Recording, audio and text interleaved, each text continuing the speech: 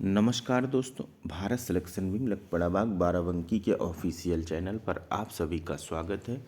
Dictation Ramdhari Gupta खंड 1 प्रतिलेखन संख्या 25-26 स्पीड 80 स्टार्ट होगा 5 सेकंड बाद।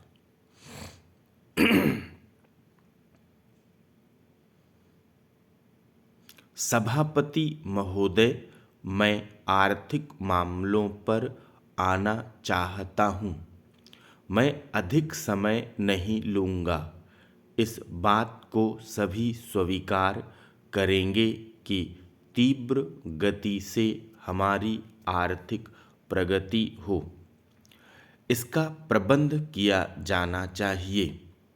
इसके लिए ऐसा वातावरण बनाने की आवश्यकता है जिससे उत्पादन बढ़े, वितरण में समानता आ सके और उपभोग में संयम से काम लिया जा सके।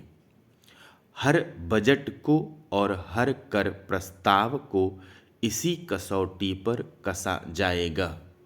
यथा क्या उससे उत्पादन बढ़ता है? क्या वितरण में समानता आती है? और तीसरी बात यह कि क्या हम देश में ऐसा वातावरण बना सकते हैं कि लोग जितना कमाते हैं उतना खर्च न करें, उसमें से बचाएं और उसे राष्ट्र की समृद्धि में लगाएं। अगर इस कसौटी पर सरकार की आर्थिक नीतियां कसी जाएं तो मुझे लगता है कि उनमें पर्याप्त सुधार की गुंजाइश है। मैं वित्त मंत्री की कठिनाई को समझ सकता हूँ। विकास की आवश्यकता अधिक धन की मांग करती है। राज्य सरकारें अधिक कर लगाने के लिए तैयार नहीं हैं। वे केंद्र से कर्जा लेकर अपना काम चलाना चाहती हैं। वहाँ कोई वित्तीय अनुशासन नहीं है। यह सारा बोझा केंद्र को उठाना पड़ेगा और केंद्रीय सरकार कठिनाई में पड़ेगी।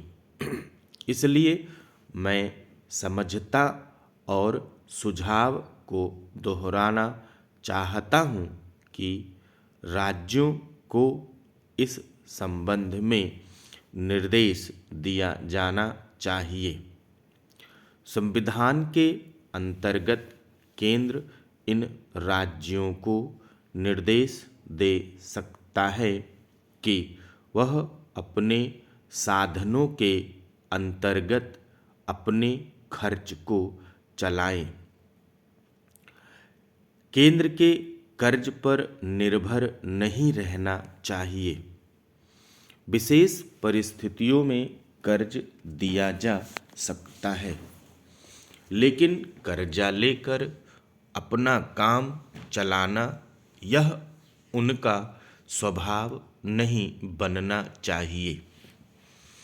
अपवाद रूप में कर्जा लेकर वह किसी विशेष परिस्थिति का सामना करने के लिए प्रस्तुत हों तो उसका विरोध नहीं किया जा सकता। दूसरी बात यह है कि देश में सादगी और संपत्ति को उड़ाने के बजाय उसे उत्पादक कार्यों में लगाने का वातावरण बनाना चाहिए। मैं नहीं जानता वित्त मंत्री महोदय इससे कहाँ तक सहमत होंगे, लेकिन आज देश में समाजवाद की चर्चा बहुत होती है।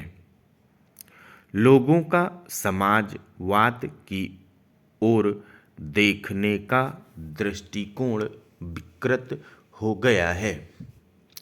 लोग हमें क्या मिलता है इस ओर ज़्यादा ध्यान देते हैं। हम कितना खर्च करते हैं इस ओर ध्यान नहीं देते।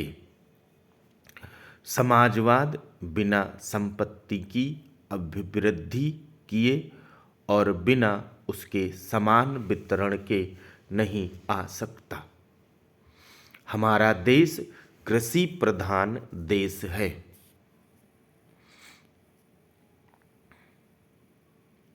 सभापति महोदय, खेती के बाद उद्योग का हमारे देश के आर्थिक जीवन में बड़ा प्रमुख और महत्वपूर्ण स्थान है। स्वतंत्रता के बाद देश में बड़े बड़े और मौलिक उद्योग धंधे खड़े किए गए हैं, जिनकी बहुत आवश्यकता थी। उस दिशा में अच्छा प्रयास किया गया है और उसमें बड़ी सफलता भी मिली है। लेकिन जहाँ बड़े बड़े उद्योग धंधे खड़े हुए, वहाँ छोटे छोटे उद्योग धंधों की, विशेष रूप से उन उद्योग धंधों की जो देश में परंपरा से चले आ रहे थे, बड़ी उपेक्षा हुई। बहुत से उद्योग धंधे अपने पुराने ढंग से चले आ रहे हैं, उनमें कोई नया परिवर्तन नहीं लाया जा सकता है, उनका कोई विकास नहीं हो सकता है। देश की स्थिति को देखते हुए विशेष रूप से ग्रामीण क्षेत्रों में कौन से नए उद्योग धंधे खड़े किए जा सकते हैं, इस बारे में कोई अनुसंधान नहीं किया गया है। खादी और ग्रामो उद्योग स्थापित किया गया और उसने खादी और कुछ ग्रामीण उद्योग धंधों को लिया, लेकिन उसकी भी कुछ सीमाएं हैं। बहुत से उद्योग धंधे ऐसे हैं जिनको प्रोत्साहन दिया जाना चाहिए, लेकिन प्रोत्साहन देना तो दूर रहा, ऐसी नीति अपनाई गई कि उनके काम में बाधा पैदा हुई और उनमें बहुत से टूट गए। इसका परिणाम यह हुआ कि एक तरफ तो हमने दिखाने के लिए बड़े बड़े कल कारखाने खड़े किए हैं, लेकिन दूसरी तरफ बेकारों की संख्या बढ़ती गई है। आज यह समस्या एक भीषण रूप में हमारे सामने आई है। यदि हम छोटे छोटे उद्योग धंधों को, विशेष रूप से कृषि से संबंधित उद्योग धंधों को बड़े बड़े शहरों में नहीं, दूर दूर ग्रामीण क्षेत्रों में नहीं फैलाते हैं, तो इसके दो दुष्परिणाम होंगे। एक तो उद्योगों का केंद्रीकरण होगा, दूसरे शहरों की जनसंख्या बढ़ेगी, जिससे अनेक जटिल समस्याएं पैदा होंगी। इससे हर एक आदमी को काम नहीं मिलेगा और हमारे जो पुराने उद्योग धंधे जीवन से संबंधित सामग्रियां तैयार करते हैं, उन पर बुरा प्रभाव पड़ेगा।